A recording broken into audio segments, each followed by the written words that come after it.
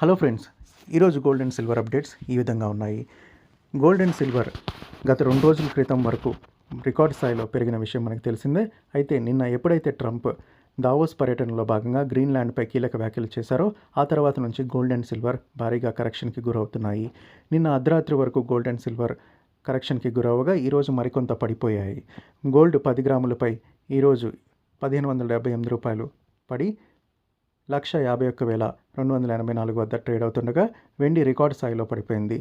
Kilo వెండి 10,847 రూపాయలు పడిపోయి 3,07,645 వద్ద ట్రేడ్ అవుతుంది. గ్రీన్లాండ్పై తాము యుద్ధం చేయబోమని, అదేవిధంగా యూరోపియన్ యూనియన్పై కూడా తాము టారిఫ్లు వేయబోమని ట్రంప్ ప్రకటించిన నేపథ్యంలో ఈ భారీ కరెక్షన్లు మనం చూసినట్లు తెలుస్తుంది. మరి ఇదే ట్రెండ్ కొనసాగుతుందా లేదా ఇవి కొంచెం పుంజుకుంటాయా అనేది వేచి చూడాలి. Daily gold and silver updates కోసం మన ఛానల్ని సబ్స్క్రైబ్ చేయండి. Thank you.